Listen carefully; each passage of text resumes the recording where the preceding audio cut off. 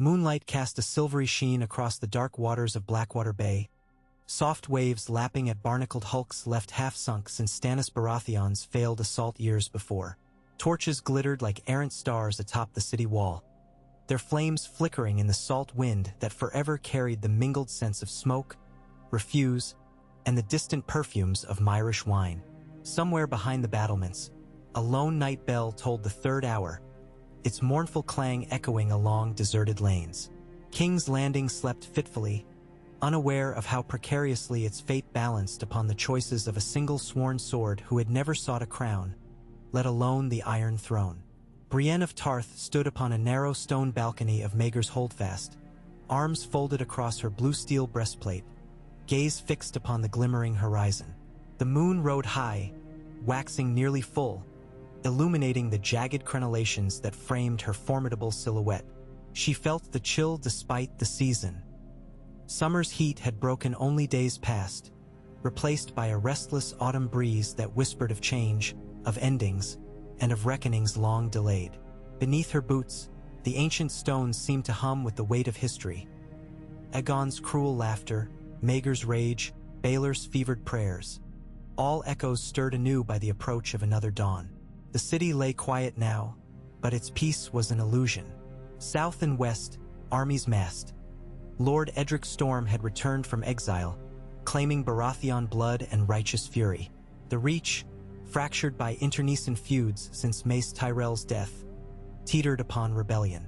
Farther still, whispers spoke of Sellsword captains in Volantis gathering ships, gold behind them whose stamp bore twin lions in mirrored repose.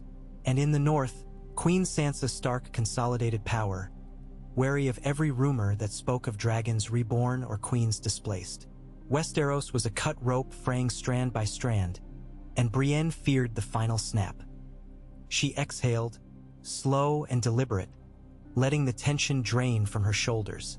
Weight settled there again instantly, the responsibility of command, the oaths she'd sworn, the expectations she could neither shrug off nor wholly fulfill.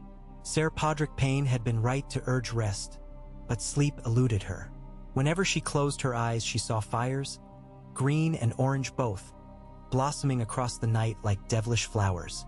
She heard the screams of merchants and mummers, felt the tremble of cobbles beneath armored boots. War never truly ended. It only paused to draw breath. Yet there remained one fragile sliver of hope. A raven dispatched 10 days past to Riverrun, begging aid from Lady Tully and the River Lords. Brynden Blackfish's son, Ser Tytos, commanded seasoned archers hardened by years holding the trident. If they marched swiftly, they might reinforce the city's own depleted gold cloaks. Barely 5,000 strong now, many little more than boys. But the rivers had flooded, and autumn storms closed roads that summer sun once baked dry. Time, Brienne knew, was an adversary every bit as dangerous as spears. A soft scuff of leather upon stone drew her thoughts inward. She did not turn. The footsteps were familiar, light, measured, yet unafraid. "You should sleep, my lady," Podrick murmured, though he no longer used the honorific as mere flattery. In council chambers, the lords called her Ser Brienne, but Podrick's voice carried a gentler reverence. "I will," she answered, fingers brushing the pommel of Oathkeeper where it rested against her hip. "When I am certain dawn will still find King's Landing ours." He joined her at the balustrade, dark curls tousled by the wind. Candlelight from the hall behind them painted warm gold across his left cheek, highlighting faint freckles. Still only in his 20th year, yet the boy who once tripped over his own scabbard had become the city's master-at-arms, tasked with drilling recruits too green to know fear. He followed her eyes toward the far bank of the Blackwater, where enemy fires might spark at any moment. "We sent scouts tonight," he offered quietly. "No banners sighted within 10 leagues. Mayhap the river is barrier enough." Brienne shook her head. "For men, perhaps, but gold buys ships, and ambition finds harbors." She thought of the Red Keep's throne room, its towering pillars of fused stone and the chair wrought from 1,000 blades. Cersei had ruled there once, and Tommen, and Joffrey before that. Kings and queens each toppled by arrogance or mischance, their legacies shattered. Could she protect that throne for the boy who currently sat upon it? Daeron Targaryen was only 9, crowned by the High Septon at his dying uncle's command. He possessed neither dragons nor armies, only a council of weary lords desperate for stability. They had pleaded for Brienne to lead their defenses, invoking deeds she'd performed years before, slaying Stannis in single combat upon the steps of the Dragon Pit, capturing Asha Greyjoy on the King's Road, quelling riot and plague alike. She had accepted not for glory but because duty demanded it. A flicker of motion beyond the parapet seized her attention. Wing beats, a raven spiraling down from the ebon sky, talons clutching the merlin nearest her. The bird cawed once, impatient. Podrick moved to claim its message, but Brienne's gauntlets stopped him. "Allow me," she said, voice barely above a breath. She detached the tiny cylinder bound to the raven's leg, careful not to frighten the creature. The wax seal bore the sigil of House Tully, leaping silver trout upon fields of red and blue. Hope quickened her heart. She unrolled the parchment by moonlight, though the ink strokes were faint. Podrick watched her eyes dart left to right, measuring each line. "Well?" he prompted. Her jaw tensed. "They come," she whispered, "but their way is hindered. They cannot reach us for at least 12 days. 12 days, Podrick repeated, turning the number over in his mind. "We might hold that long. We must." She refastened the scroll, tucking it inside her cloak. "Send word to the harbor batteries at first light. Every chain link across the Blackwater is to be checked and tested. I want the cauldrons of pitch filled. And Podrick, double the watches at Muddy Gate." He inclined his head, features drawn but resolute. "And you, my lady? I will speak with the small council." She straightened, plate glinting silver. "The boy king must hear truth, even if it frightens him." Podrick's brow creased. "Ser Barristan is his sword shield. He may resist pessimism." "I do not offer pessimism," she answered, turning toward the door. "Only preparation." They walked through quiet halls limned in torchlight, their steps muted by decades of rush matting trod thin. Portraits watched them. Targaryen princes with silver hair, Baratheons wielding warhammers, the brief usurper Renly smiling in painted youth. Brienne felt their judgment like cold breath on her neck. She wondered what they would think of a woman commandeering their legacy, fashioning a new destiny from ashes. The council chamber lay beyond gilded doors whose hinges squeaked despite daily oiling. Inside, Lord Corellon Swift, Master of Coin, bickered with Cedra Hightower, newly appointed Mistress of Ships. Maester Talfrin pored over maps, his half-moon spectacles catching torch glare. At the table's head sat young King Daeron, feet dangling above a footstool carved as a three-headed dragon. He looked smaller than his crown, a circlet of Valyrian steel far too heavy for his slender brow. Brienne's arrival stilled the room. She inclined her head toward the boy. "Your Grace," she said. He offered a wan smile. "Ser Brienne," announced Lord Swift, rising to a stoop. "We discuss rations. The city granaries can feed 500,000 for 6 weeks," she finished curtly. "Which is fortunate, because we may need all 6. Cedra Hightower drummed manicured fingers upon the table. "Have scouts sighted sails?" "Not yet," Brienne admitted. "But they will. We must assume an assault by river and land." She relayed the Raven's tidings, summarizing in crisp detail. 12 days until relief from Riverrun, if the gods were kind. The council murmured. Maester Talfrin cleared his throat. "If we mine the shallows with chained scorpions, we might slow their barges." Lord Swift scoffed. "And bankrupt the treasury forging bolts we may never fire?" Brienne's voice cut through discord. "Bankrupt treasuries can be replenished. A fallen city cannot." Little Daeron straightened, small hands gripping armrests. "We will do as Ser Brienne suggests," he declared. The determination in his eyes mirrored distant ancestors who once tamed dragons. "King's Landing will not fall while I wear the crown." Pride warred with dread in Brienne's chest. She would die to keep that promise true. Yet what if death alone were insufficient? What if victory demanded more than sacrifice, demanded transformation? Not yet, she chastised herself. There would be time to ponder crowns and courts when the gates were secured. For now, the city needed a sword. Dawn bled slowly, a pale peach glow seeping over the sprawl of copper roofs and chimney plumes. Brienne strode across the courtyard of the Red Keep, trailed by a retinue of captains hastily promoted for courage rather than lineage.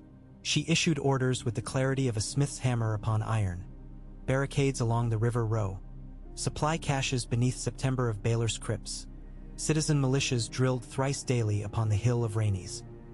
Her tone brooked no debate, and men twice her age obeyed readily, some out of fear, more out of the conviction that here, at last, stood a commander who saw them. At mid-morning she inspected the chain gate. Massive wrought iron links coiled like a sleeping sea serpent beside King's Landing's largest quay. It had been reforged after the War of 5 Kings, yet years of neglect left rust blossoming across joints. Master Smith Tobo Mott bowed low, soot staining his beard. 2 days, my lady, he promised hoarsely. We shall have her gleaming. Not gleaming, she corrected.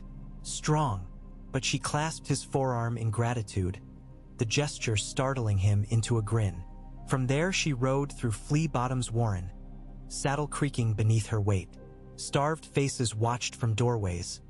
Urchins froze mid-play to salute her clumsily. She remembered these streets awash with corpses during the riot that doomed King Joffrey, remembered knights who sneered at the powerless. She dismounted, removed her helm, and knelt to speak with a girl of 8 clutching a wooden spoon for a doll. "What is your name?" Brienne asked. "Mara," the child whispered, eyes wide. Brienne offered a smile. "Would you like bread, Mara?" She produced a small loaf from her saddlebag, pressed it into thin fingers. "Share with your family. Tomorrow come to the hill at sunrise. There will be warm porridge and clean water for all who help carry stone for the walls." Mara nodded, speechless. As Brienne rose, she noticed older townsfolk meeting her gaze with newfound respect. Deeds she knew inspired more loyalty than titles. By late afternoon, thunderclouds rolled in from the west. Brienne climbed to the Seps bell tower to survey progress.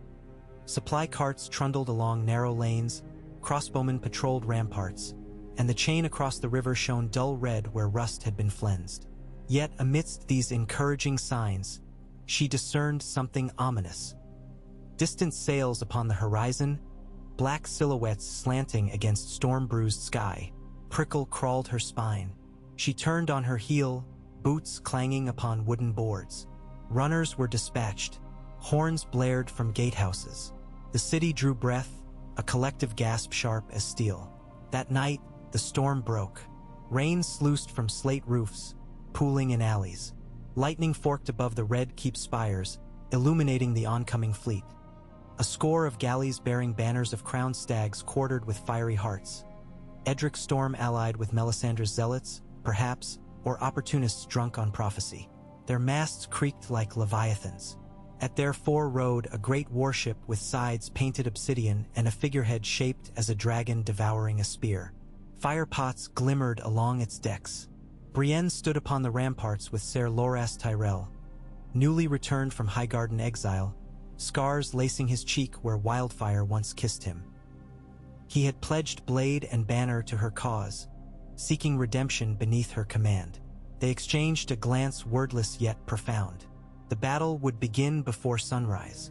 "All archers to the riverside wall," she commanded. "Light torches for the scorpions. No one fires until my signal." As men scrambled, she descended into the belly of the city, where great chains wound through iron capstans the size of cottages. She oversaw the lowering of the barrier into midnight waters, links groaning as they stretched taut across the bay. Then she donned her helm, crimson plume drenched almost instantly. Lightning split the world again, revealing enemy decks bustling with shadowy figures. Drums rumbled like distant thunder, and above the cacophony rang a voice, unexpected, clear, female, chanting in the tongue of Ashai. Creeping dread tightened Brienne's throat. The Red Priests brought their own fire to this storm. She swallowed fear. "Hold, she murmured to herself, to the city, to the memory of Renly who once tasked her to protect the innocent. Rainwater trickled past the collar of her gorget, chilling her to the bone. Hold. When the first fiery boulder arced skyward, trailing sparks, she lifted Oathkeeper. Its Valyrian steel edge caught stormlight in rippling crimson. She swung the blade downward. Loose! Hundreds of arrows hissed from the walls, blackening the sky before the true darkness fled. Some met sails, tearing canvas. Others hammered shields. Many fell into the water, hissing. A second volley followed, and a third. Enemy drums staggered, losing rhythm. Yet the warship pressed on, propelled by unseen might. Brienne's scorpions took aim, quarrels the length of spears launching in deadly arcs. 2 sank harmlessly into the river. A third embedded in the ram, splintering but failing to slow its charge. Then the prow struck the chain. Metal shrieked. The vessel shuddered, timbers cracking. The chain held. A cheer rippled along the ramparts, but Brienne silenced it with an upraised hand. "Watch!" she bellowed through rain. The enemy ship's deck erupted as alchemists, wild-eyed disciples of R'hllor, through glass orbs of sticky green fire. They burst upon chain links, flame roaring slick across rain-lashed iron. Wildfire clung where water could not quench. Heat scorched her face even from this distance. "Scorpions, target the alchemists," she commanded. Bolts lanced through night, felling robed figures whose screams hissed into steam. Yet others replaced them, chanting louder, fueled by fanatic zeal. The chain glowed red, then white. If it breaks, she knew, the fleet will flood the bay. And the city, already half-starved, would burn. She made a choice without hesitation. "Ser Loras," she barked, finding him amid the chaos. "Have the dragon flame barrels ready?" He nodded, soaked curls plastered to brow. But the wind. We use the wind," she declared. "Signal the trebuchets." Moments later, 3 massive trebuchets perched behind the city wall cranked into position. Their payload, sealed clay amphory filled with a volatile mixture devised by alchemists loyal to the crown.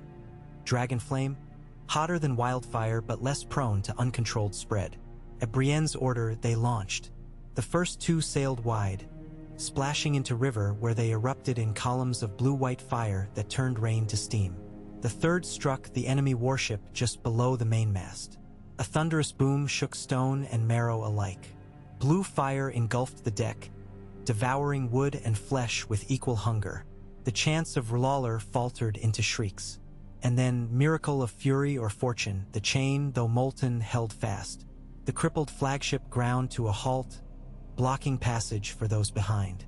Flames leapt from it to neighboring galleys, chaos spreading as men leapt overboard. Brienne exhaled for what felt like the first time since dusk. She knew it not yet victory. Armies still advanced by land, but the river assault had been blunted, buying precious days. Rain eased. Dawn's first gray smudge crept over the eastern horizon as fires sputtered, casting lurid reflections upon water slicked with pitch. Smoke mingled with morning mist. Brienne's armor steamed in cooling air. She removed her helm, allowing droplets to bead upon sun-bright hair inadvertently loosed from its braid. Cheering erupted then, honest and unrestrained. Not the roar of conquest, but the tremulous joy of survival.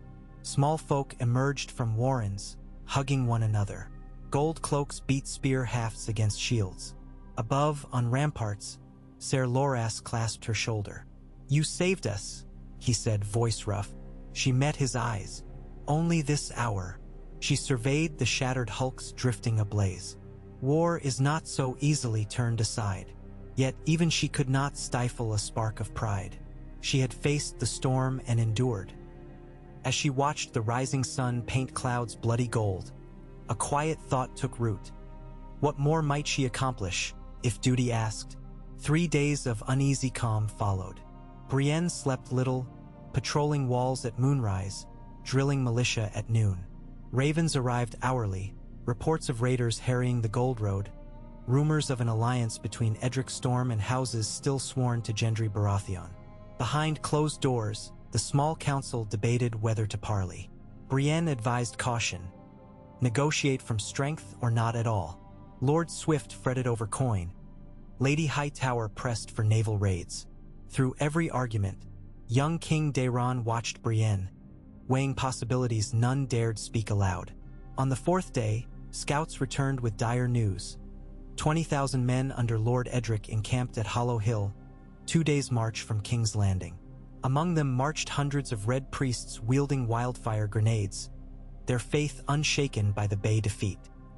Worse, rumor spoke of a captive dragon's egg, stolen from Dragonstone's crypts, carried as holy relic.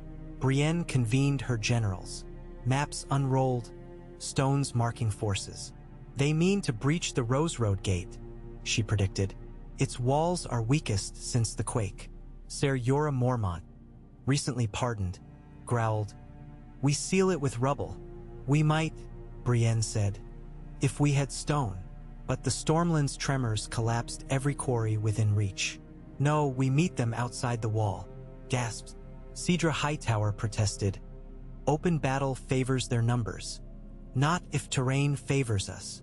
Brienne's gauntlet finger traced a crescent ridge east of the city, Cerwyn's Rise, where tall grasses rippled above hidden gullies. "We lure them there, then strike their flanks with cavalry concealed in the gullies."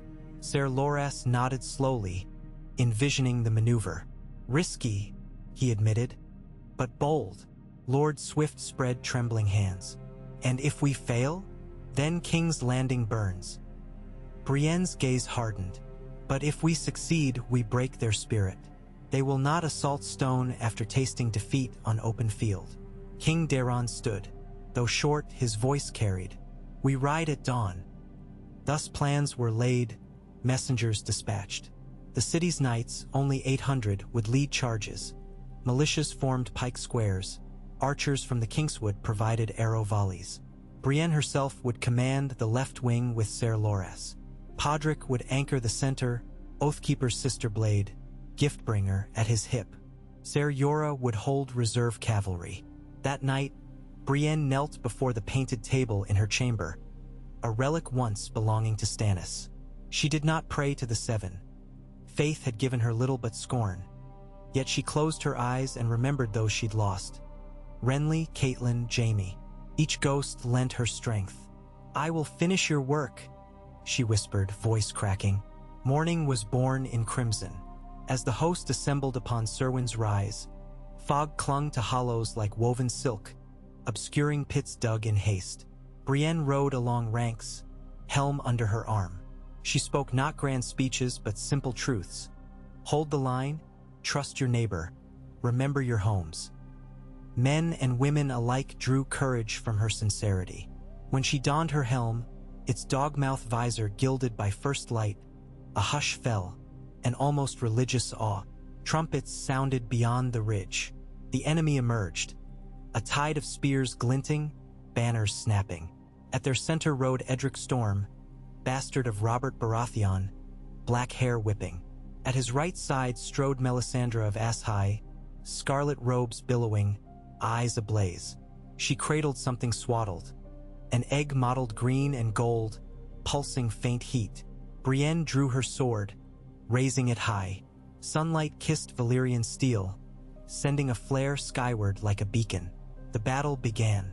Arrows sang, shields thundered, ground quaked. Brienne's left wing advanced first, feinting retreat to draw foes into gullies. It worked. Stormlanders surged, eager to flank. Hidden archers loosed from trenches, cutting down vanguard. Brienne spurred her destrier downslope, crashing into disarrayed men-at-arms. Oathkeeper cleaved spears, severed shafts, shattered bones.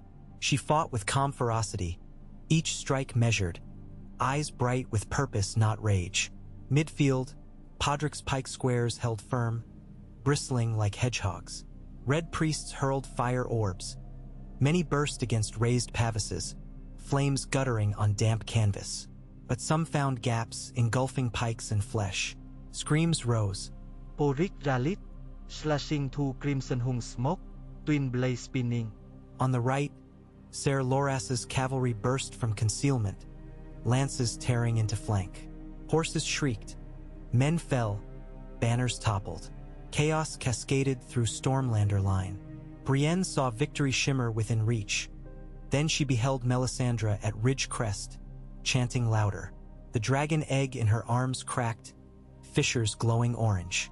Heat waves rippled, grass withering in circles. A roar, primal, newborn, ripped sky. From fractured shell, flames erupted, coalescing into a serpentine shape of living fire. A collective gasp shuddered across field. Brienne's mount reared, terror in its eyes. She dismounted, thrusting reins at a squire. "Back!" she ordered.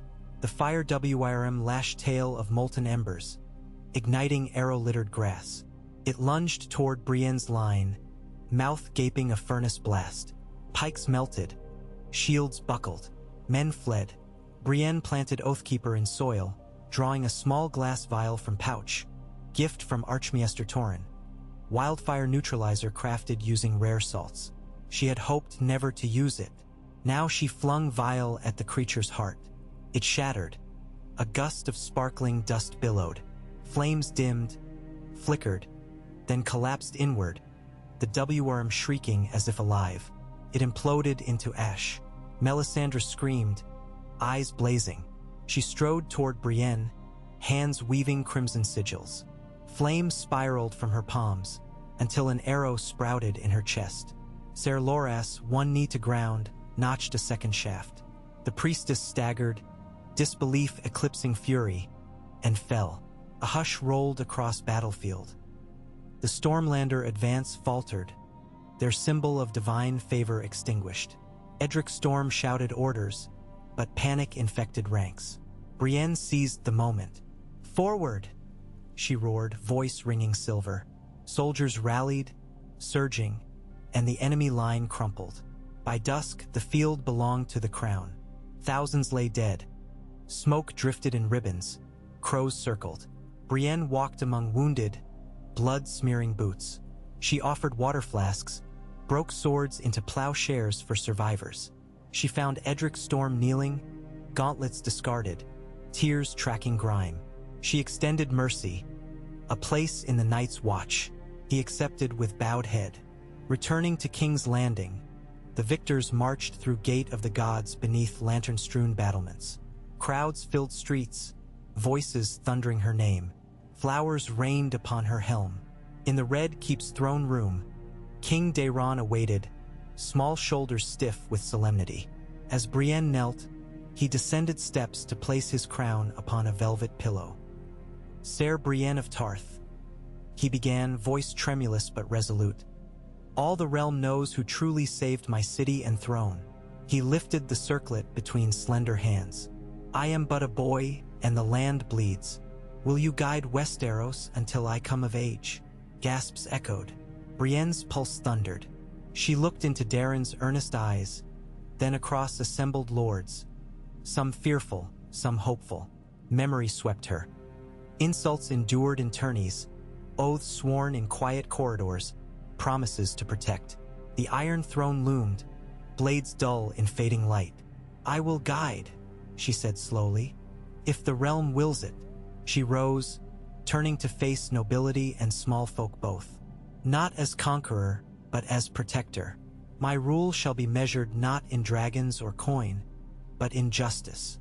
Cheers erupted, rolling like surf. Podrick wept openly. Ser Loras smiled through tears, and though her heart quavered beneath steel, Brienne inclined her head to the boy king, and accepted the crown, not upon her brow, but held in steady hands as symbol of stewardship, until peace could settle upon scorched soil. Night blanketed the city once more. Brienne stood again upon Maegor's balcony, crown resting on a pedestal beside her. Below, lanterns shone in windows where families slept unafraid for the first time in seasons. She breathed deep, scent of rain-washed streets mingling with faint hearth smoke. The weight on her shoulders remained, but around it coalesced newfound purpose. Somewhere far off, a nightingale trilled, a fragile note amid lingering sorrow. Brienne of Tarth, once mocked as a freak, now bore the hopes of thousands. The Iron Throne awaited her decision, to sit and reign or to stand and serve.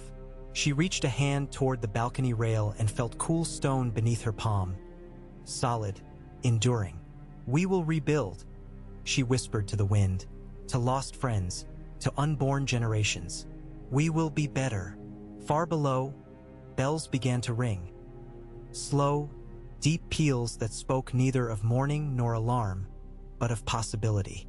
And as their echoes soared into starlit heavens, Brienne allowed herself a small, weary smile, knowing the hardest chapters yet lay unwritten, and that she would meet them blade in hand, heart unbowed, for as long as Westeros required a protector of its dreams. Rain lingered for 2 more days, a soft-spoken chorus that slicked the red tiles of the Red Keep and turned the alleys of Flea Bottom into narrow rivers of ochre mud. Brienne allowed the city to breathe in that watery hush. Soldiers mended cracked shields beneath awnings, smiths quenched fresh horseshoes in barrels that overflowed, and children skittered after silverfish that darted through puddles as though King's Landing were suddenly a lakeside village instead of a fortress of stone and memory. She welcomed the lull. It hid the smell of char and singed flesh, it softened the groans that still drifted from field hospitals, and it gave her time to think about what ruling must truly mean. She spent her mornings in a circular solar high within Maegor's holdfast, walls hung with faded tapestries of the conquest. Sunlight rarely pierced the thick gray clouds, yet the room felt warm because crackling braziers rimmed the chamber like guardian bears. Around a scarred oak table she gathered those she trusted most. Podrick Payne, Ser Loras Tyrell, Ser Jorah Mormont, the scar-faced commander of the Gold Cloaks Brune Rivers, Lady Cedra Hightower of Old Town, and Maester Talfrin whose hands trembled unless they clutched inkwell or teacup. Even King Daeron attended every session, quill in hand, determined to learn what his counselors were forced to weigh. Grain tallies, armor quotas, the price of lime and mortar, the significance of cobbled rumors that the Iron Bank was willing to float a new loan if stability could be shown to last an entire winter. They spoke for hours, voices low and unhurried. Brienne learned quickly that victory on the battlefield had purchased her something rarer than coin: credibility. Merchants offered reduced freight rates so long as Brienne's mark, the blue-on-gold lily of Tarth, was stamped upon the manifests. The faith militant laid down their blades outside Baelor's September, High Septon Erasmus proclaiming the battle on Cerwyn's Rise a miracle of the Seven rather than sorcery. Privately, Brienne suspected he cared less for miracles than for the knowledge that her new guard would not hesitate to defend a crownless boy king if temples tried to seize him. Even the Dornish envoy who arrived gloved in sand-colored silks bowed deeper than tradition demanded. She accepted each courtesy with measured gratitude, recording gifts in a tattered ledger and returning promises of impartial justice, and she enforced those promises with unflinching swiftness when the First Lord attempted to extort tariffs from returning farmers. Power, she realized, is not only crowns and swords. It is whether one's word can bind others more tightly than chains. Quiet did not last.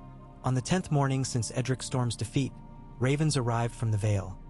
Lady Alice Arryn wrote in her own bold hand that 5,000 spears marched under bronze falcons, commanded by young Lord Joffrey Royce, no relation to the late king, but a cousin to Bronze Yohn and eager to prove the Vale unshackled from Lannister debts. They meant to resecure the capital for lawful governance, which to Brienne sounded suspiciously like a polite siege. If Daeron was deemed too young, if her regency lacked legal sanction beyond the small council's vote, Vale ambitions might decide the matter with steel. Brienne penned a reply urging parley, sealed it, and sent Cedra Hightower to Gulltown by swift galley, hoping salt spray and courtesy would cool Royce's fervor faster than footmarch attrition could stoke it. 3 days later the sun returned, and with it the flies. They hatched overnight, clouds of black specks that swarmed the battle dead, still awaiting burial beyond Rose Road Gate. Brienne rode out in dawn's copper wash, chain shirt rustling under a plain surcoat, flanked by 10 silent sisters of the faith. Across the churned plain laborers dug trenches while pyres smoked blue-gray into the brightening sky. She dismounted, walked among stacked corpses, and helped lift each body, Stormlander and city militiamen both, into the trenches. She repeated an old Tarth prayer for the lost at sea, for land or water made little difference when mothers awaited sons that would never return. When one sister flagged from exhaustion, Brienne shouldered the sling and continued until her back burned and her palms blistered. By sunset, the last corpse lay beneath fresh earth. Brienne planted her sword tip in the mound, knelt, and promised herself she would never again spend lives lightly. Armies might be measured like grain, but each soldier measured the worth of a captain by whether sacrifice bought a dawn their children could survive. That night she gave orders that every widow or orphan be granted 1 copper stag per day until they found work repairing walls or carrying supply crates. Swift protested the expense.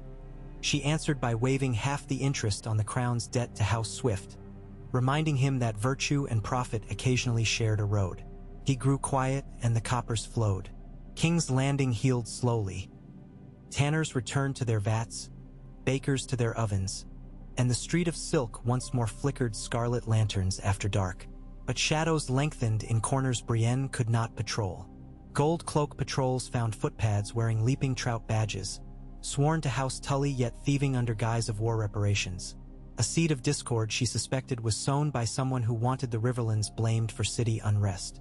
A sullen undercurrent rippled through dockworkers who grumbled that Reach grain barges sold only to noble kitchens. And in the rookery at Queen's Gate, ravens came bearing cryptic messages. The North remembers its banners. Winter's debt is only delayed. They bore Stark seals but no signatures. Sansa Stark, Brienne's friend and former charge, had offered silent congratulations after the battle. These new letters felt like warnings, not threats, but chill enough to prickle the back of her neck. One evening, as orange twilight bled behind Aegon's high hill, Podrick found her seated upon the tower battlements, helm beside her, brow furrowed. He carried 2 cups of water Dornish red and a tin plate of honeyed oats. They ate in silence until shadows pooled indigo around their boots. "Do you regret accepting the crown?" he asked softly. "I have not truly accepted," she said. Her gaze drifted to the distant houses of the Red Keep, each window bright as a citadel's eye.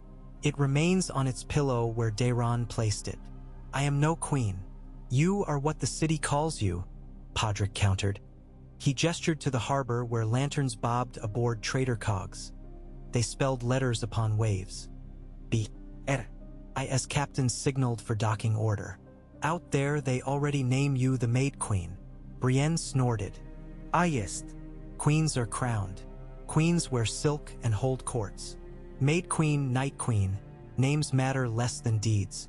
Your deeds save them. If you leave, who will keep peace until Daeron grows?" She did not answer at once. She thought of Sansa's unwavering poise in Winterfell, of Daenerys's ill-fated fury, of Cersei's ruthless devotion to her children. Then she pictured her father, Lord Selwyn Tarth, raising her upon his shoulders to glimpse tournament fields where knights glittered like living constellations. He had believed she could be anything so long as her conscience led. That memory settled within her like a calm hearthfire.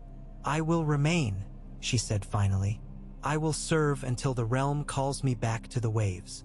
Podrick exhaled relief. "But you must let them crown you, Brienne. Not for splendor, so treaties and oaths hold weight. Without a crowned protector, vultures will circle Daeron." She considered. Tomorrow perhaps she would speak with the High Septon and ask whether the faith would bless a regent queen whose first vow would be to abdicate once the child king came of age. An absurd compromise, she thought, yet nothing in Westeros was more absurd than peace. That same night an assassin crept through the labyrinth beneath King's Landing. Those ancient cisterns and storm drains where torch smoke and eel stink mingled into a cloying fog. Few living could navigate that undercity without torch or map, but this figure moved by memory. Leather boots flew over wet flagstones. Shadows clung to a cloak dyed deeper than crow feathers, and eyes like chips of pale moonstone darted between cracks in the vault overhead. When rats squealed ahead, the assassin paused, listened, then adjusted course along a narrower cul-de-sac that ended beneath a rusted grate. Above stood a forgotten tower adjoining Maegor's Holdfast, abandoned since King Maegor walled 13 masons alive within its base. Only a garrison of ravens roost there now, and one anxious scribe who catalogued old scrolls. The assassin's instructions were etched in memory. Secure a vantage above the solar where Brienne's council gathered at dawn. Observe which companions she favored, then withdraw without trace. No killing yet. Information first. The order had come from across the narrow sea, sealed with a waxen lion astride a crimson comet. Lannister will not forget. Gold paid well for patient knives. The killer scaled damp masonry, pressed silently under a crenel, and crouched beside a narrow window slit overlooking the courtyard. But as the owl-quiet figure settled, the butt of a spear nudged between shoulder blades. "Evening stroll?" growled Brune Rivers, whose mismatched eyes glinted in the starlight. Gold cloaks ringed the parapet, crossbows ready. The assassin tensed, then sighed, raising empty hands. Silently, she cursed the superstition that Maegor's haunted tower would be unguarded. Rivers shackled her wrists and hauled her toward torchlight. Brienne was roused from bed by a pounding at her door. The assassin knelt upon cold tile, scalp pressed to stone, as Rivers recounted the capture. Brienne studied the prisoner's eyes, icy, dispassionate, yet rimmed by surprise. A young woman, perhaps 20, lean as a mountain cat. A pale tattoo of twisted ivy curled behind her ear, mark of the House of Black and White. Faceless, Brienne realized. Her blood chilled. She dismissed all but Podrick and the High Septon. When they were alone, she spoke almost gently. "What name do you claim?" The girl's lips curved faintly. "Vala Morgulus." "Not tonight," Brienne answered. She signaled Podrick, who unrolled a parchment inscribed in Bravosi, a contract of service disclaiming right to vengeance if her target forgave the debt. Brienne set a quill beside it. "I spare you, and in return you speak the name of the patron who bought your breath. Then you will sail east under my escort. The debt will end, and the House of Black and White will count it paid." For a long heartbeat, nothing. Then the assassin raised eyes to the candle flame, as if weighing whether honor among faceless men mattered more than life. At last she whispered, "Ser Jarek Lannister of Lannisport."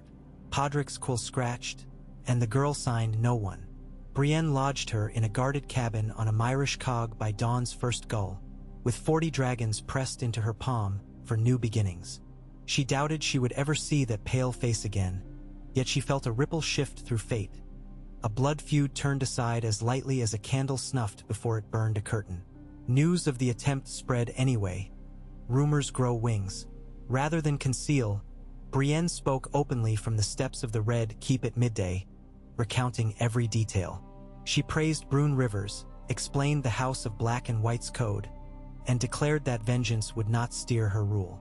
Some courtiers fretted she emboldened rivals. Most small folk hailed her candor. In taverns, men toasted the tall queen, whose sword was sharp but conscience sharper. That afternoon a raven arrived, its message penned in Winterfell's precise script. "Your mercy recalls the lessons of Lady Catelyn and the honor of the late King Robb. The North sees your heart. We are not enemies." Signed by Sansa Stark, Brienne breathed easier, though she knew alliances were spun of thinner thread than spider silk. The Vale host reached the Trident 2 weeks later, slowed by autumn downpours. Cedra Hightower met them beyond the bloody gate under a banner of parley. Lord Royce, stocky and stern in bronze scales, heard her speak of the people's faith in Brienne, the boy king's health, and the realm's craving for any harvest unspoiled by war. He weighed facts against letters from his own cousin Allie. Sent Aaron, whose court scribes warned the Iron Bank might call in its Aaron loans if civil war rekindled. Gold, it seemed, tempered steel. Royce agreed to escort Darren's coronation in 6 months' time, on condition that the Vale's knights receive honorable mention and that all taxes levied during Regency remain modest. Cedra returned triumphant. Brienne welcomed Royce at the Dragon Gate with courtesy steeped in humility and wine sweetened by arbor honey. Thus one front calmed, but others brewed. From the sea came reports of slaver galleys capturing fishing villages along Cape Wrath, branding Westerosi peasants for distant markets. Brienne summoned Ser Loras and Cedra to draft a maritime levy. Within a fortnight, 3 new longships crewed by Stormlander volunteers slid down the Blackwater, christened Oathbearer, Maiden's Faith, and Sea Lily. She charged them to scour the coast and free captives. Their departure drew cheers louder than any royal tourney. Meanwhile, Brienne initiated reforms within walls. She decreed an accounting of every noble's grain stores, then requisitioned a tenth to feed orphans and refugees. In return, each house received IOUs redeemable for interest once spring planting yielded profit. She established a small corps of crown builders, masons and carpenters paid by the treasury to repair hovels and docks, laboring alongside commoners who earned bread stipends. Some courtiers muttered that such largesse flirted with peasant revolt. Maester Talfrin produced ledgers proving commerce already swelled thanks to stable streets and newly shored wharfs. Gold cloak bribery complaints fell by half. Brienne felt hope bud like crocus through snow, yet personal doubt gnawed her. Every dawn before council, she walked the throne room's quiet reaches, tracing with gloved fingertips the fused swords that formed the Iron Throne's back. Jagged tangs caught on mail snagged her cloak hem. She recalled tales of kings who'd gashed thighs or spines upon those edges, the throne rejecting the unworthy. Would it slice her if she sat? Or had she bled enough upon Serwyn's rise to earn at least a moment's rest? One fog-bound midnight she found herself there again, torch sputtering in the vastness. She climbed the dais's first step, heart hammering. A footstep sounded behind. Ser Jorah emerged from gloom, lantern in hand. He said nothing, merely offered the light so she could see each cruel blade clearer. She turned to him. "You spied for gold once," she said softly, "and repented. What of me? Must I repent for wanting peace at any cost?" Jorah's battered night eyes softened. "A cost paid by whom? So far, your own back, your own sleep, your own coin. When you start spending other people's lives for comfort instead of need, that is when repentance will stalk you." She absorbed the counsel, nodded, and stepped down from the dais. "If I ever forget that," she murmured, "remind me." "I will," he pledged. Lantern light flickered across his salt-black beard, revealing a faint smile almost boyish. Winter's first snow blew out of the east late in the month, whirling around the city in fragile white confetti that children chased with wonder. Brienne stood upon the Red Keep's highest balcony beside young King Daeron, who squealed when flakes melted upon his lashes. He asked if dragons liked snow. She admitted she did not know, but she suspected even dragons bowed to the hush that blanketed a land asleep. "Will there be war again?" the boy asked, voice small in the swirl. "There is always someone who will test our shields," she answered honestly. "But wars end sooner when rulers remember the suffering of their people." He nodded as if memorizing a lesson.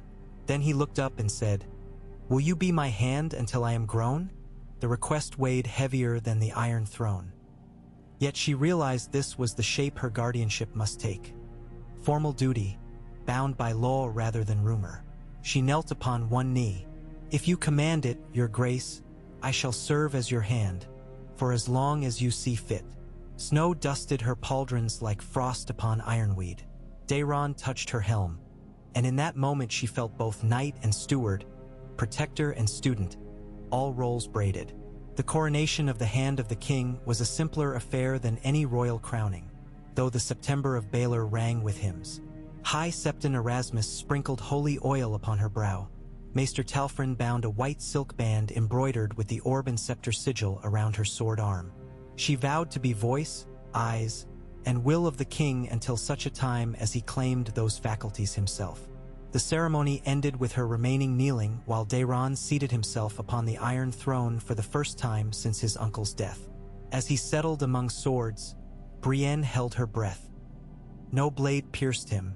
She exhaled relief like a prayer. When she stood, applause thundered from galleries filled with small folk granted entry for the occasion. Their cheers crashed like surf, louder than lords' polite clapping. She bowed head to them first. Their roar swelled higher. Feasts followed, modest by courtly standards, abundant by the city's lean year. Boar roasted upon open spits, winter apples stewed in honey, river trout stuffed with onions. Brienne ate sparingly, her mind already turning to next challenges. The slaver raids, the Iron Bank delegation due within a fortnight, whispers that Gendry Baratheon, last of Robert's blood acknowledged by the North, now raised banners in the Kingswood. The realm remained a tapestry of frayed seams. A hand's needle would never rest. After toasts dwindled, she withdrew to a quiet terrace overlooking the Blackwater. Starlight shimmered on its currents, chains now raised and gleaming with new pitch. Footsteps approached. Ser Loras again, but carrying 2 wooden practice swords. "Armor off," he said, offering one. She arched a brow. "At this hour? You keep the city's edge keen, Brienne. Who keeps yours?" She smiled, shed gorget and gauntlets, and accepted the lighter blade. They squared upon cobble slick with frost. Their first clash rang like distant bells. Sparks of energy crackled between them. They danced, a graceful conversation without words. For 10 bouts they traded strikes and parries, laughter mixing with panting breaths. At last Loras lowered his sword, chest heaving. "May I tell you something impertinent?" he asked. "Truth rarely offends me," she replied. He wiped sweat from his brow. "King's Landing never deserved you, yet the city may survive only because of you. If one day you choose to keep the throne, I will kneel not from duty, but from faith." Heat rose to her cheeks sharper than exertion. "You are kind, Ser Loras, but crowns weigh more than they shine. Some shoulders were forged for such weight," he countered, gaze steady. Then he saluted and withdrew into the torchlit corridor, leaving her alone with fluttering snowflakes that melted upon her skin like fleeting kisses. Winter deepened. In the north, white wolves howled over Last River. In the reach, grapes froze on unpicked vines. In the far east, merchants in Tarth huddled around brazier fires and spoke of a western realm stabilizing under a night queen. Sel's words turned eyes elsewhere. Why brave a disciplined realm when richer chaos festered in Slaver's Bay? But not all found peace.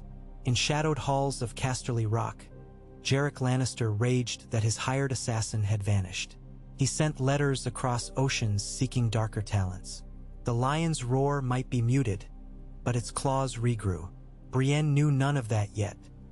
She spent candlelit nights with parchment, drafting charters for City Watch oversight, revising port tariffs to fund grain subsidies, ordering glasshouses built upon Rhaenys' hill so winter vegetables might flourish.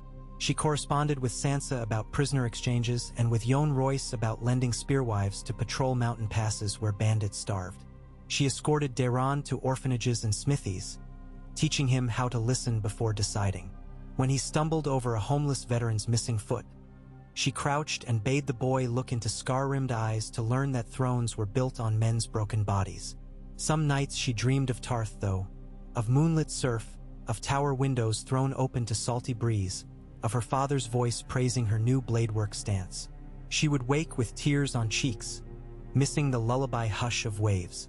Yet each time dawn's bells tolled across King's Landing, she rose, cinched straps, and steeled herself for letters titled urgent. Letters arrived one morning bearing Manderley seals. The seas off White Harbor now teemed with longships bearing Kraken banners. The Ironborn raided lighthouses. Hung flayed Wyman Manderley impostors from yardarms. Lord Wex Manderley begged aid ships, grain, hope. Brienne studied maps, scratching notes.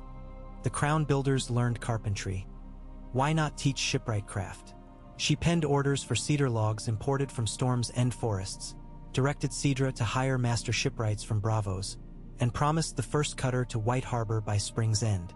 She could not conjure fleets overnight, but she could start the keel. During an exceptionally frigid twilight, when icicles sheathed every gargoyle, word came that the Iron Bank's envoy had anchored offshore, refusing to dock until guaranteed safe conduct. Brienne strode to the harbor in person, escorted only by Podrick and a dozen gold cloaks. She boarded the Myrish caravel Usurer's Grace without ceremony, startling the envoy, Magister Victoro Roger, thin as reed and powdered in cologne of cinnamon and mint.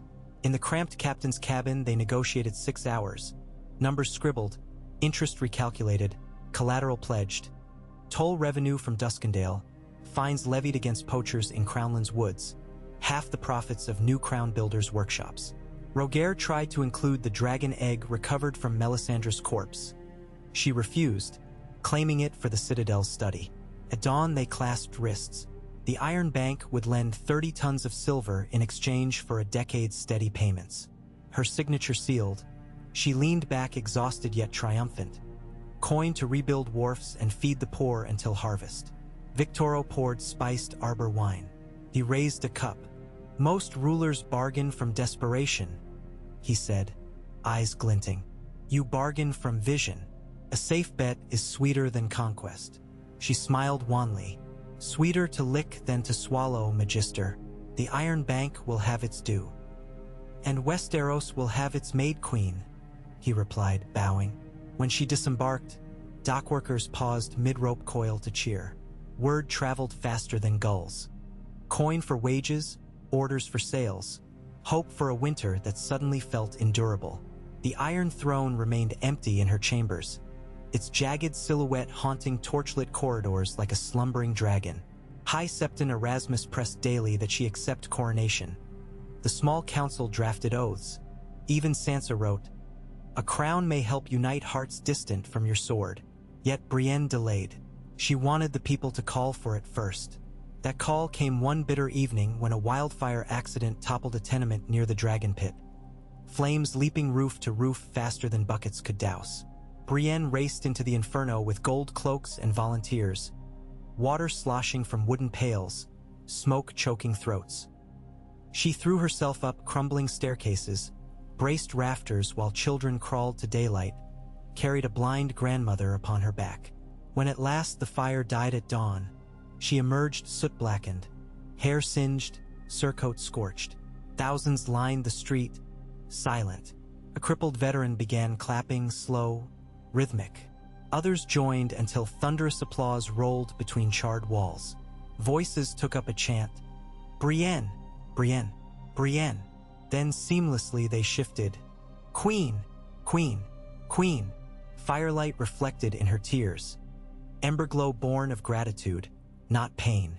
Podrick touched her elbow. "Listen," he murmured. She did, hearing in that roar a collective covenant. No lord's decree could match this. She returned to the Red Keep and summoned the small council.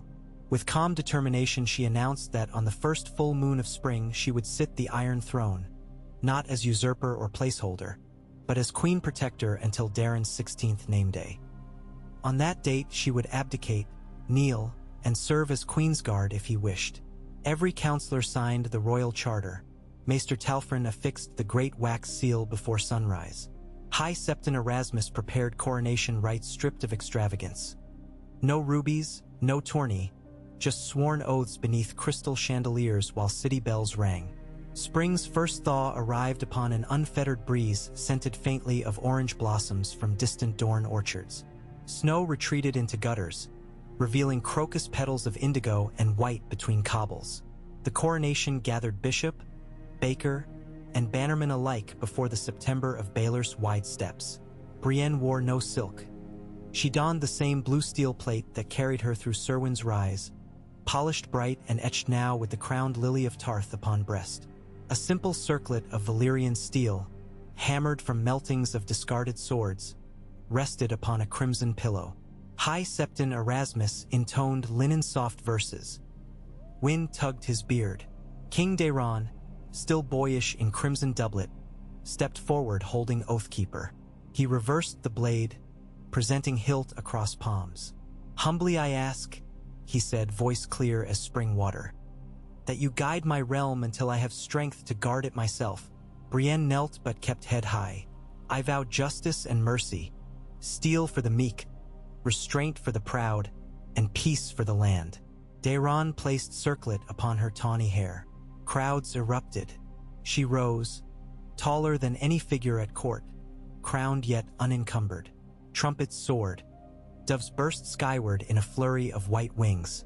Queen Brienne of House Tarth, first of her name, protector of the realm, bowed to a child king whose grin mirrored sunlit sea. Feasts followed again, but she slipped away before moonrise, climbing the palace's highest tower. From that perch she beheld a city aglow with lantern garlands strung across every lane. Fires crackled on hilltops where watch beacons once feared invasion. Now they signaled celebration. She closed her eyes and listened to distant music, a lone fiddle weaving through laughter, drums echoing like heartbeats. "Queen at last," murmured Ser Loras behind her, fresh from carving roasts for small folk. He offered a tankard of mulled cider. She accepted, savoring warmth. "We stand at the beginning," she said. Loras nodded. "Beginnings are what the realm lacked for half a generation. Thank you for giving it one." She turned to him. "Thank the people who believed a crown could weigh less than compassion." He laughed softly. "Let history decide weights. For now, dance if you wish, or rest, Queen's orders." She smiled, touched by his lightness. Yet rest would wait. Tomorrow letters must be drafted to White Harbor, to Dorne, to Asha Greyjoy, now ruling Pike. She must inspect shipyards, settle mining rights in the Westerlands newly ceded by contrite Lannister cousins, and adjudicate a border dispute between rivermen and Vale shepherds. But tonight, for the span of a heartbeat stretched by wonder, she let herself believe peace might hold. Below, bells tolled midnight, but it sounded not like warning. It chimed promise. She set Oathkeeper's pommel upon parapet stone, letting flakes of starlight skim its Valyrian ripples. Then she breathed the cool air, head crowned yet mind grounded, and whispered to the restless wind, "For those we lost, for those we guard, and for dawns still to come, I am ready." Far beyond the walls, wolves howled, krakens stirred, and lions plotted. But within the heart of King's Landing, hope blossomed, fragile yet bright, nurtured by the unlikeliest queen a war-weary realm had ever crowned. And in the hush between bell strikes, Brienne of Tarth felt the realm breathe with her, each exhale a pledge that blades could turn to plowshares, that mercy could temper steel, and that even the jagged throne of conquest might, for a little while, serve as the seat of a protector who sought not dominion, but deliverance. Mist drifted in curling wisps across the wide basin of the Blackwater as dawn stretched pale fingers over slate-blue waves. From the parapets of the Red Keep the river looked serene, almost docile, offering no sign of the labors hidden beneath its surface. Yet below, divers in rough-spun shirts and seal bladder masks worked in chill water, fastening cedar pilings for the first of Brienne's new slipways. The Hand Queen, many called her that now, a fusion of office and promise, stood wrapped in a plain wool cloak, surveying carpenters hauling beams while gulls wheeled overhead, shrieking for breakfast scraps. The air carried a scent of fresh-hewn timber and sea salt brine, a fragrance that reminded her of Tarth's bright shores. She let the memory linger only a heartbeat, then turned toward Podrick, who had arrived breathless from the morning's ledger round. "The quarry at Storm's End delivered its third barge," he reported, offering a slate smeared with chalk sums. "If the winds hold, we can set the keels for Sea Lily's sister ship within 10 days. The Manderley envoy awaits in the harbormaster's office." Brienne traced a gauntlet finger down the figures, costs lower than predicted, thanks to the builder's new pay-by-weight scheme. "See that every carpenter is issued warm gloves," she murmured. "Splinters fester in winter." Then she lengthened her stride toward the wharf where Lord Wex Manderley's herald, little more than a lad, stood stamping feet against cold boards. His cheeks blushed wind-pink above a sea-green scarf. "My lord sends 20 seasoned sailors," the boy said, bowing as deeply as knee-high boots allowed. "He begs your leave to join your shipwrights, that White Harbor may in time field cutters of equal craft." Brienne smiled. The gesture felt unfamiliar on days burdened by quills and council sessions. "Tell your lord his men are welcome. King's Landing lacks for salted fish since Stony Shore raids. Sailors who teach us hull curves will dine here on fresh bread and warm beds tonight." The herald's eyes widened. Gratitude pulsed in his bow. Brienne watched him hurry off, cloak snapping like a banner in the breeze. Relationships, she thought, were a mosaic of small courtesies mortared by trust. Each piece mattered. Each could fracture if pressed. By midday she convened council beneath the solar's high dome. Sunlight gleamed through stained glass in kaleidoscopic shards. Dragons intertwined with lilies, stars with swords. Cedra Hightower unfurled a vellum map of the narrow sea's currents. Jorah Mormont placed carved figurines, kraken, wolf, lion, at ports of interest. Brune Rivers spoke of patrol schedules and the troublesome rumor that Jarek Lannister had hired Pentoshi crossbowmen to slip ashore south of Tumbleton. "The lion gnaws from afar now," Rivers growled, scarred throat rasping. He'll bleed farmers and blame the crown for failing to guard its roads. Brienne tapped the lion piece, sliding it backward on the map. Then we move first. Dispatch 2 companies of crown builders to Tumbleton, but with them ride 50 fresh archers in plain cloaks. Farmers will think them masons. Sellswords will find arrows before they find coin. Maester Talfrin leaned over a parchment heavy with seals. That leaves the Charter of Trade Privileges for the Dothraki captains. They request tax leniency in exchange for delivering cedar and Dornish salt pans. Talfrin's quill hovered. Brienne recaletta. Less of Khalasar's burning villages when offended by custom. Yet the sea-bound calls, cut adrift decades ago, bartered peacefully when met with honor.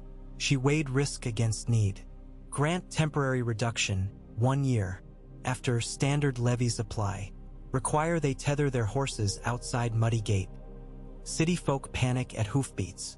Approval passed with quiet nods. The meeting turned to coin flows, to Plague Watch in Flea Bottom, to Darren's upcoming name day. Throughout, Brienne listened more than spoke, her presence a keel steadying the ship of state.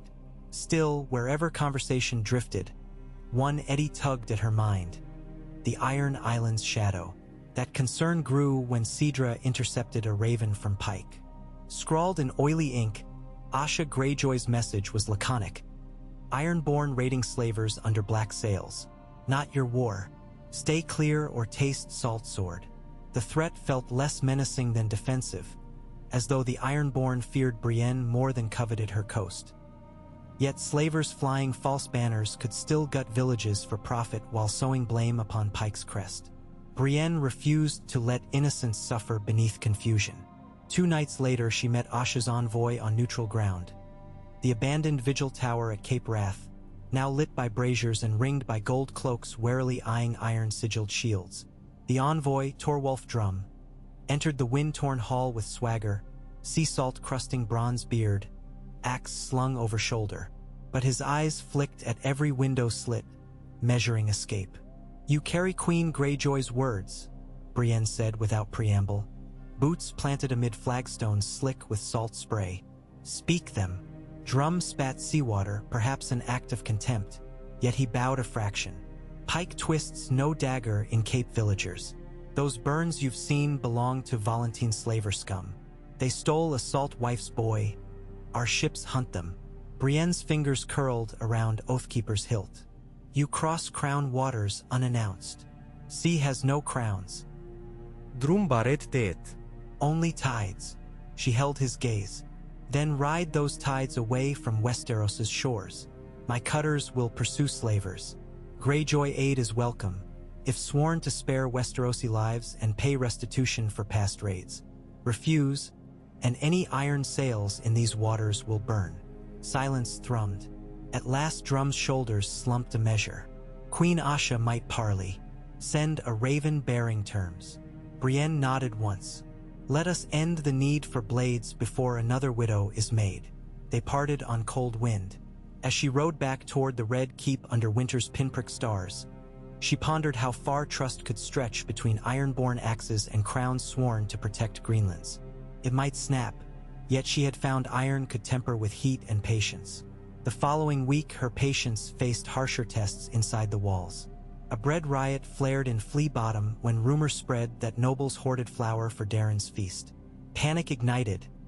Mobs stormed granaries, overturning carts. Brienne arrived astride her grey destrier, helm under arm. She dismounted, approached the knot of shouting men who brandished clubs topped with nails. Without raising sword, she lifted the hem of her cloak, revealing her own ration pouch, half empty, and poured a share of oats into the nearest beggar's hands. Murmurs replaced curses. She climbed atop a barrel, voice strong yet gentle. There is grain enough, but fear divides it unevenly. Soldiers will escort carts tomorrow. Until then, anyone who hungers may share my stores at the September walk with me now, eat, and help load bagged flour come dawn. Her calm bled anger from the crowd as water quenches embers. They followed her, clubs lowered, to where septons ladled stew into wooden cups. The riot ended, but she did not breathe easy until every sack stored at the Red Keep cellar had been inventoried and redistributed. That night, Lord Corellin Swift confronted her in council chamber lined with candle mirrors. "You give away reserves as though coin falls from sky," he hissed, quill trembling. "Treasury drops like leaves in frost." Brienne's reply was frost-edged. "Starved subjects pay no taxes. Feed them, and they'll plant spring fields, repair ships, and fill your coffers thrice over." She leaned across the table so lamplight sparked in her eyes. "Or withhold bread, and count the cost when streets burn again." Swift wavered, seeing perhaps not a maid queen but a storm-forged commander unwilling to trade lives for ledgers. He subsided, pressing lips thin. Meanwhile, Jarek Lannister's plotting ripened. Intelligence from Pentos confirmed he'd hired the Company of the Cat, 2,000 Sellswords famed for ambush tactics and insidious infiltration. Their galleys sailed from Pentos disguised as spice traders, bound ostensibly for Fair Isle. Brienne convened Ser Loras and Podrick in the Candle Tower's map room. "We cannot battle shadows we cannot see," Loras argued, hands clenched on the pommel of a tulip-worked dagger. "Better march on Lannisport, drag Jarek before the Iron Throne." Brienne shook her head. "Casus belli is thin. Our banners in the Westerlands could ignite fresh rebellions. I need proof, unmistakable, public." She traced the trade routes across parchment, fingering the Skagos Channel where autumn storms ravaged shipping lanes. "Intercept the Company of the Cat before they disembark. Capture contracts bearing Lannister seal." "Intercept with what fleet?" Podrick asked. "Sea Lily is still fitting sails." "Not the fleet," Brienne replied. She turned to Yora, who leaned in door jamb. "You know covert landings." He nodded slowly. "We take a fast cog, slip into Craighall Cove ahead of them, trail their outriders until coin exchanges hands. Choose 20 discreet scouts," she said. "Report back by Raven. Do not engage unless forced. I would spare as many lives as possible. Yes, even Sellswords." Before departure, Yora asked privately, "Why mercy for mercenaries?" "Because most fight for bread," she answered. "If given choice between coin and justice, some will choose justice. I intend to offer that choice." She pressed into his calloused palm a signet ring bearing the crowned lily. "If cat captains will parley, show this. Promise pardons for service to the realm." He closed fingers around it, unexpected shine in weary eyes. "You would welcome cats into the keep?" "I would rather tame them than kill them," she said simply. While Yora sailed south, Brienne faced another delicate mission: forging alliance with Sansa Stark in more than parchment phrases. She wrote proposing a summit at Moat Cailin, neutral, ancient, defensible. Sansa accepted, suggesting the first thaw of spring when roads from Winterfell would permit her escort. Preparations began, mapping supply depots, ensuring plague watch along King's Road, selecting neutral maesters. During deep winter evenings, Brienne tutored Daeron in the histories of regents who overreached and fell. They sat by a low hearth in the solar, the boy's feet dangling in woolen hose while he copied names: Jaehaerys' Regent Roga, Maegor's High Septon Queens, Aegon III's hand Onwyn Peak. When quill scratches slowed, Brienne told stories of Tarth's lighthouse keepers braving storms, of mothers teaching daughters to weave nets strong as silk. She needed Daeron to understand rulers were servants in fine garments, their authority borrowed from those they protected. He listened, sometimes yawning, yet his questions sharpened. "If the Iron Bank withdraws coin," he asked one night, "does the realm still owe interest on bread given to orphans?" Brienne paused over her embroidery hoop, surprised. "In the eyes of contract, yes. In the eyes of justice, no. And it is justice we follow." Daeron nodded, intent. "Then we pay coin yet keep feeding, for contracts end but hunger does not." Pride warmed her chest, spoken like a true king. As winter crept on, White Harbor's pleas grew urgent. Ironborn reavers under a new warlord, Sigfrid Bainspear, captured 3 grain cogs and scuttled them outside the harbor mouth, blocking trade. Lord Wex begged naval aid. Cedra estimated Sea Lily and its sister ship would be seaworthy within a fortnight, but the journey north risked pack ice and savage gales. Brienne studied charts and made a hard choice. She would sail personally to White Harbor once the ships launched, establishing presence and deterring reavers through example rather than letters. The council protested. A queen at sea amid winter storms? She silenced them by listing each battle she'd survived from Blackwater to Serwyn's Rise. The realm is not served by a queen cloistered behind stone while her people freeze. Loras volunteered to command the second cutter. Podrick insisted on accompanying, though his stomach turned at wave swell. Brienne accepted both, but left Yura south to track the company of the cat. Departure day dawned bright and brittle, the river's edge crusted with fragile ice that tinkled against hulls. Crowds gathered as Queen Protector, clad in boiled leather over mail, strode the gangplank of Sea Lily. She addressed them briefly, promising return before the first crocus bloom, thanking the builders, reminding all that faith in each other was the surest shield. Bells rang as sails unfurled jade and cream, stitched with a lily crowned by stag's antlers, symbol of unity between Tarth and Baratheon loyalists. Downriver, winds gusted from the south, pushing ships north at brisk clip. Brienne stood at prow, cloak snapping, eyes fixed beyond river bends to a horizon of unknown threats and opportunities. Spray kissed her cheeks like icy fingers. She felt alive, unconfined, a night once more in motion. 3 days passed navigating shoals where dragonspawn legends once whispered. Crewmen sang shanties about queens who bested krakens. Podrick retched until the ship's healer brewed ginger tea that steadied his legs. Loras practiced sword forms on deck at dawn, blade flashing pink in sunrise. Brienne joined him, wooden staves crossing in silent conversation. Sailors paused to watch, awed by the grace of duelers who fought as comrades, not foes. On the 4th day they encountered the first skirmish. A small fishing ketch adrift, sails shredded, decks smeared with blood frozen dark. Survivors huddled in stern, teeth chattering. Brienne's boarding party hauled them aboard. Between sobs they spoke of ironborn longships striking at sunset, stealing nets and daughters both. Anger flared in Brienne's belly.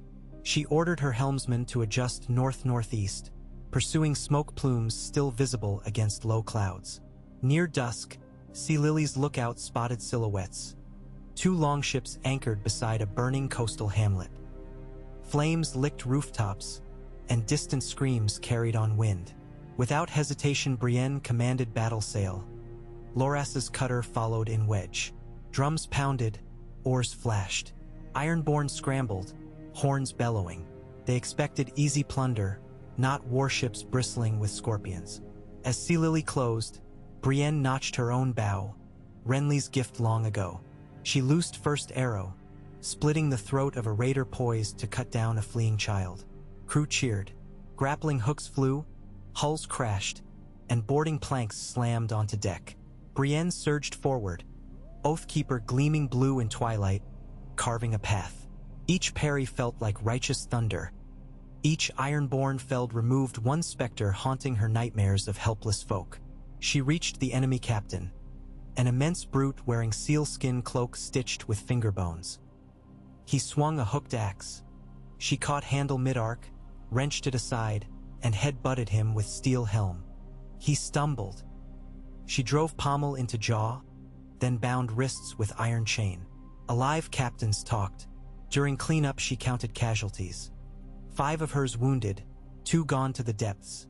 Nearly 50 ironborn captured.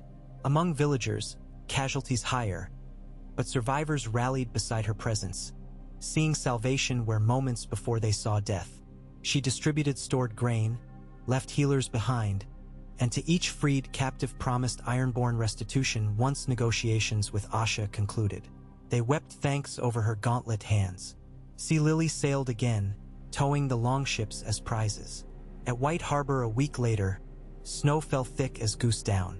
Lord Wex Manderly, grown stout yet formidable, welcomed her beneath stone archways lined by knights in white and sea-green cloaks. Manderly's halls smelled of baked cod and fresh pine. Over supper he laid out maps of bay channels clogged by scuttled hulks. Shipwright captains from Sea Lily volunteered winches and divers. Within 2 days they cleared a narrow passage, restoring trade and hope. When word of Brienne's arrival spread, northern clansmen rode south with wagons laden in smoked venison and hard cheeses, gifts for the queen who risked ice storms to aid them. She received each with equal humility, referring to herself merely as Hand of the King. Yet rumors flew that she would someday rule beside Daeron, not beneath. She corrected no one, choosing deeds to shape perception rather than proclamation. Meanwhile, ravens reached White Harbor from Moat Cailin. Sansa Stark advanced south with a retinue of 300, including healers, scribes, and a dwarfish blacksmith rumored to be Tyrion Lannister in disguise, a diplomatic overture as bold as winter sun. Brienne arranged to ride west and meet her halfway after harbor repairs finished. She drafted instructions for Loras to patrol bay mouths, then saddled a northern Garron, cloak fur-lined, and set forth across snow-silenced moors, Podrick at her side. They journeyed through pine forests where boughs sagged heavy with white, through abandoned farmsteads reclaimed by wolves, along ice streams that cracked under hoof but held. Nights they camped beneath aurora ribbons shimmering green and violet. Podrick marveled at lights dancing like dragons across sky. Brienne smiled, reminded of childhood tales of maiden warriors who followed Starfire to hidden kingdoms. On the fifth eve they reached Moat Cailin's mossy towers, ruins black against snow. Fires flickered amongst encampments where northern spears mingled with riverland banners. Brienne dismounted inside the ancient causeway gate and was met by Sansa Stark clad in dusk blue velvet trimmed with white fox fur. They embraced, sisterly rather than courtly, tears pricking Brienne's eyes at memories of a timid girl now grown into steel-spined queen. They met around a stone hearth within a canvas pavilion, steam rising from mulled cider. Sansa's voice was warm yet measured. "Rumor paints you a sword who became a crown," she said, gaze searching. "Do you still carry the weight easily?" Brienne shook her head. "It grows heavier daily, yet purpose steadies my grip. And enemies? They multiply as hope does." Brienne sipped cider, savoring clove and apple.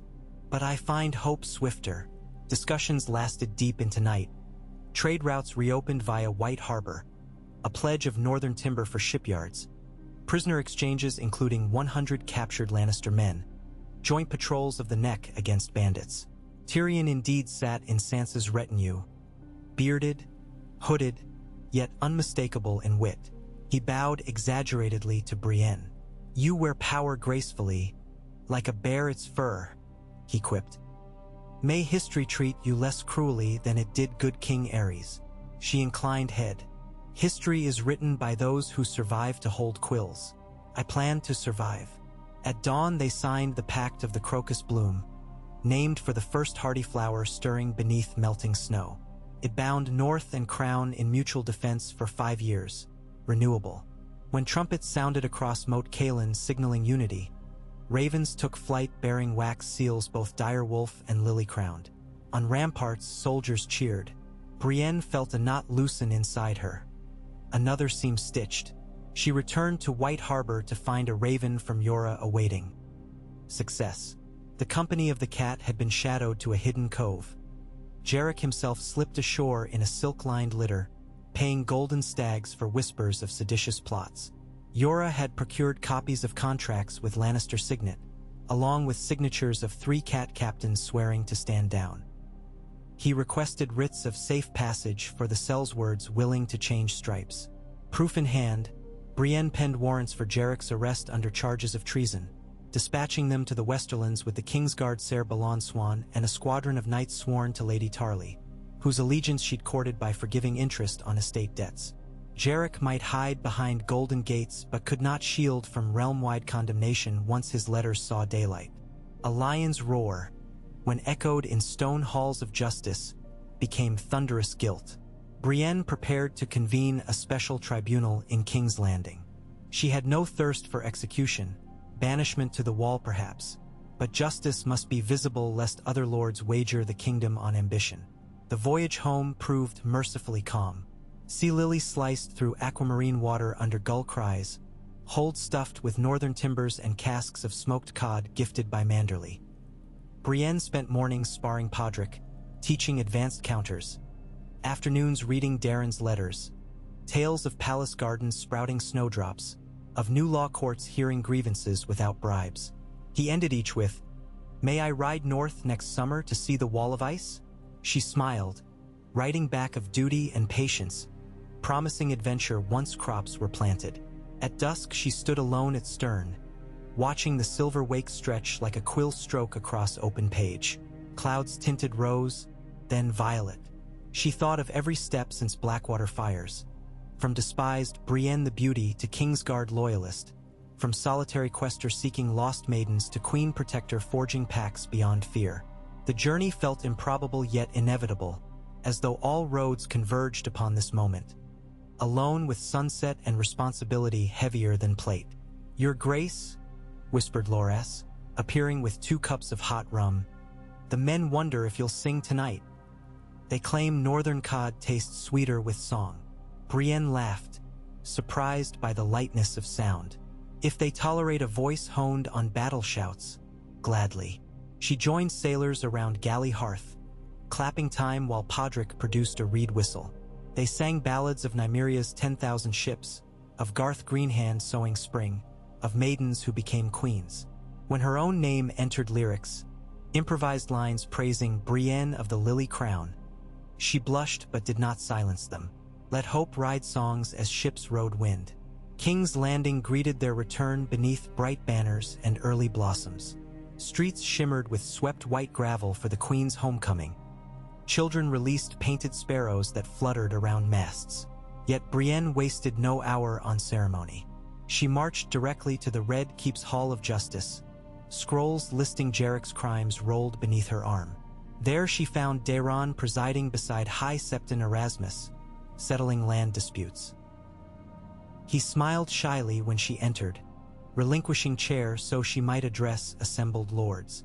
She spoke of the North Pact, of White Harbor saved, of Ironborn willing to bargain peace. She presented Lannister contracts, reading aloud the sums paid to the Company of the Cat, proof of treason. Murmurs rippled like stones skimming ponds. Even Swift's jaw slackened. She declared Jarrick summoned to answer before Moon's turn. Failure would mark him outlaw, holding seas to fund reparations. As lords and ladies filed out, whispers abounded. Some fearful, some admiring. Justice had come swiftly, decisively, and through it the concept of accountability, rare among crowns, rooted in ir minds. That evening, under flicker of beeswax tapers, Brienne at last ascended the steps of the Iron Throne, not to claim, but to clean. She carried a cloth soaked in oil scented with lemon verbena. She wiped each blade, each rivet, polishing decades of dust and blood until metal shone like moonlit water. Podrick helped, careful fingers reaching crevices. Daeron joined, scrubbing with childish vigor. They laughed when grease-streaked noses. Together they tended the symbol of rule, reforging it not with fire but with humble labor. When the last streak buffed away, Brienne stepped back. The throne glimmered luminous, less a nightmare of conquest, more a mirror of diligence. She looked at Daeron. "One day this is yours," she said. He nodded solemnly. "I will keep it bright." She sheathed Oathkeeper, satisfied. The kingdom's heart beat steady, faint, yes, but steady. Outside, stars arrayed themselves in ancient patterns above a city tired yet hopeful. Torches flickered along walls now manned by veterans and former rioters alike, paid fair wage and fed. Ships creaked at harbor, iron chains resting loose, ready but not needed. In her chamber, Brienne knelt beside her narrow bed, whispering a prayer not to the Seven nor the Red God, but to all souls lost along her road. Renly's laughter on a summer night, Catelyn's fierce faith, Jaime's quiet redemption. "I have not forgotten," she murmured. "Guide my hand still." A soft tap sounded. Loras entered bearing parchment. "Raven from Pike," he said. She broke seal. Asha Greyjoy's script, spare but firm. An agreement to cease raids, to prosecute Siegfried Bainspear, to open ports to crown merchants in exchange for recognition of Ironborn autonomy within their isles. Brienne exhaled relief. "First the North, now the Isles," Loras mused. "Perhaps you truly will forge peace from blade shards." "Peace is forged daily," she corrected gently. "Tomorrow some shard may cut anew." He offered a rueful grin. Then we keep hammering. She looked out window toward flickering city. Somewhere below, night watch bells told quarter turn, deep and resonant. She envisioned the realm as a tapestry half-mended, frayed threads awaiting patient fingers. She was those fingers, calloused, uncertain, but stubborn. Turning from window, she extinguished candles save one. Shadows danced across stone walls, painting ephemeral crowns that melted into dark. She lay upon bed fully clothed, weary bones sinking into straw mattress. Sleep claimed her swiftly, borne on tide rhythms half-remembered from Tarth shores. In dreams she stood upon a cliff where sea met sky, watching white sails approach, ships bearing wheat, friendship, and futures yet unwritten. When dawn coaxed sparrows into song, she rose refreshed, heart beating with quiet resolve. New scrolls awaited, new problems, new possibilities. The wheel of duty turned, and she, Brienne of Tarth, queen protector in hand, stepped forward once more to meet it, her blade tempered by mercy, her crown lightened by humility, her kingdom glimmering like the sunrise upon freshly polished steel.